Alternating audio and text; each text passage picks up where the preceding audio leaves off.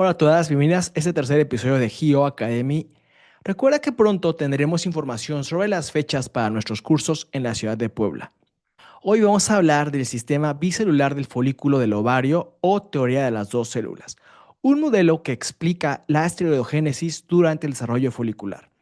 Este concepto se basa en la interacción coordinada entre dos tipos celulares del ovario, las células de la teca y las células de la granulosa.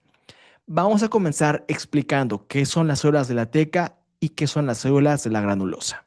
Las células de la teca reciben su nombre de la palabra griega tek, que significa vaina o envoltura. Esto se debe a que forman una capa externa que envuelve al folículo ovárico en desarrollo. A medida que el folículo crece, estas células se organizan en dos capas: la teca externa, que es más fibrosa y da soporte, y la teca interna, que es más rica en vasos y células especializadas en la producción de andrógenos. La función principal de las células de la teca interna es sintetizar andrógenos, especialmente androstendiona. Estos andrógenos son luego utilizados por las células de la granulosa para producir estrógenos mediante la enzima aromatasa. En resumen, su nombre refleja su función como estructura envolvente del folículo y su importancia en la esteroigénesis ovárica. Las células de la granulosa reciben su nombre por su apariencia granular al microscopio. Se agrupan alrededor del ovocito formando una capa compacta que se conoce como la granulosa. Estas células derivan del epitelio celómico y durante su desarrollo folicular proliferan y se organizan en varias capas alrededor del ovocito, participando activamente en su nutrición y maduración. Una de sus funciones clave es convertir los andrógenos producidos por las teca en estrógenos, gracias a la acción de la enzima aromatasa. Además, producen líquido folicular, inhibina y activina, y otros factores necesarios para la maduración del folículo. En definitiva, su nombre hace referencia a su disposición celular en forma de gránulos o capas densas que rodean y protegen al ovocito en crecimiento. Por ejemplo, acá vemos a las células de la teca, que es la parte externa, y por eso se llaman vaina o envoltura, y las células de la granulosa, ¿no? Esta es una diapositiva con una imagen histológica y un modelo anatómico dibujado. Recordemos algo importante: las células de la teca tienen receptores para LH, mientras que las células de la granulosa poseen receptores para FSH. Inicialmente, las células de la granulosa no tienen receptores LH, pero con la estimulación sostenida por FSH empiezan a expresarlos. ¿Qué ocurre funcionalmente? La LH actúa sobre las células de la teca activando enzimas clave como la P450-SCC, la P450-C17 y la 3-beta hidroxiesteroide deshidrogenasa. Esto permite que las células de la teca produzcan andrógenos como la androstendiona. Estos andrógenos difunden hacia las células de la granulosa, donde la FSH induce la enzima aromatasa, codificada en el gen P450 aromatasa, que convierte los andrógenos en estrógenos, principalmente en estradiol. Este proceso coordinado se da gracias a una intensa regulación autócrina y parácrina. Por ejemplo, el IGF-2, producto en ambas capas celulares, potencia tanto la acción de LH en la teca como la FSH en la granulosa. Además, la activina y la inhibina, sintetizadas en la granulosa, también modulan el sistema. La inhibina aumenta la producción de andrógenos en la teca, mientras que la activina potencia la acción de la FSH en la granulosa y suprime la producción androgénica.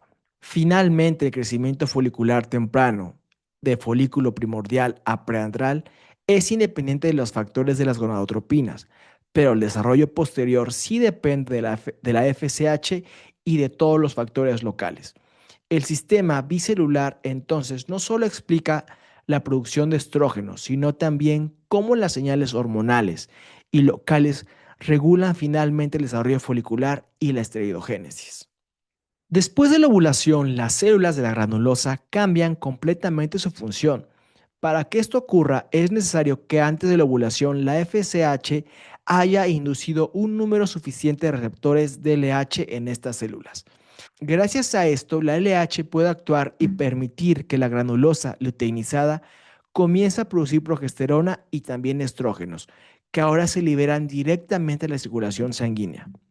Este cambio es esencial para el funcionamiento del cuerpo lúteo en la segunda mitad del ciclo. Antes de la ovulación, las células de la granulosa tienen una función muy activa. Se encargan de transformar los andrógenos que provienen de la teca interna en estrógenos. Esta transformación se conoce como aromatización y depende directamente de la acción de la FSH. Es importante recordar que la granulosa no puede producir andrógenos por sí sola, ya que no tiene la enzima P450C17. Por eso necesita del aporte de la teca para poder generar estrógenos. Durante esta fase, la granulosa es la principal fuente de estrógenos del folículo. Una vez después de la ovulación, las células de la granulosa se luteinizan, es decir, se transforman en células lútea. En esta nueva etapa, bajo el estímulo de la LH, su función principal es producir progesterona, aunque también continúa sintetizando estrógenos. A diferencia de la fase folicular, ahora estas hormonas se secretan directamente al torrente sanguíneo. Este cambio es clave para preparar el endometrio y sostener una posible implantación. Después de la ovulación, el folículo roto sufre una transformación estructural y funcional que da origen al cuerpo lúteo, una glándula endocrina transitoria que se forma en el ovario. Esta estructura está compuesta por dos tipos de células, las células luteínicas de la granulosa y las células luteínicas de la teca. Las primeras derivan de las células de la granulosa y también contribuyen con la síntesis hormonal. El cuerpo lúteo recibe su nombre de latín corpus luteum, que significa cuerpo amarillo, debido al color característico que adquieren estas células por la acumulación de lípidos y pigmentos relacionados con su alta actividad hormonal. Si no hay fecundación, el cuerpo lúteo degenera en el cuerpo albicans, pero si hay embarazo se mantiene activo durante el primer trimestre para sostener la gestación. Tanto antes como después de la ovulación, el folículo funciona como un sistema de doble célula donde la granulosa y la teca trabajan en conjunto. En la fase folicular, la LH estimula la teca para que produzca andrógenos y la FSH estimula la granulosa para que los convierta en estrógenos. Después de la ovulación, esta cooperación continúa. Las células lúteas derivadas de la teca siguen produciendo andrógenos, pero luego son aromatizados por las células lúteas de la granulosa. Esta interacción asegura la producción continua de estrógenos durante la fase lútea. En resumen, la producción hormonal del folículo requiere una acción coordinada de dos hormonas, la FSH y la LH, y de dos tipos celulares, la teca y la granulosa. La FSH prepara a la granulosa para responder a la LH y promueve la producción de estrógenos antes de la ovulación. Y luego la LH toma el control y estimula la secreción de progesterona y estrógenos tras la ovulación. Todo esto ocurre gracias a la colaboración entre la teca y la granulosa, que actúan como un verdadero equipo. Esta cooperación es fundamental para el éxito del ciclo ovárico. Durante el ciclo menstrual, los niveles de FSH y LH varían de manera muy específica y su regulación es clave para la ovulación y la función ovárica. En la fase folicular, que abarca desde el día 1 hasta aproximadamente el día 13 del ciclo, la FSH mantiene niveles basales que van de 3 a 10 miliunidades internacionales por mililitro. Esta hormona es la responsable de estimular el desarrollo de los folículos en el ovario. La LH también se encuentra en niveles bajos de entre 2 y 15 miliunidades, pero comienza a elevarse gradualmente hacia el final de esta fase. Justo antes de la ovulación ocurre un pico de LH que es el detonante de la ruptura del folículo. Este pico puede alcanzar entre 20 y 80 miliunidades por mililitro o incluso más, dependiendo del laboratorio. La FSH también aumenta, aunque en menor proporción, y puede alcanzar entre 10 y 20 miliunidades. Después de la ovulación en la fase lútea, los niveles de ambas hormonas descienden.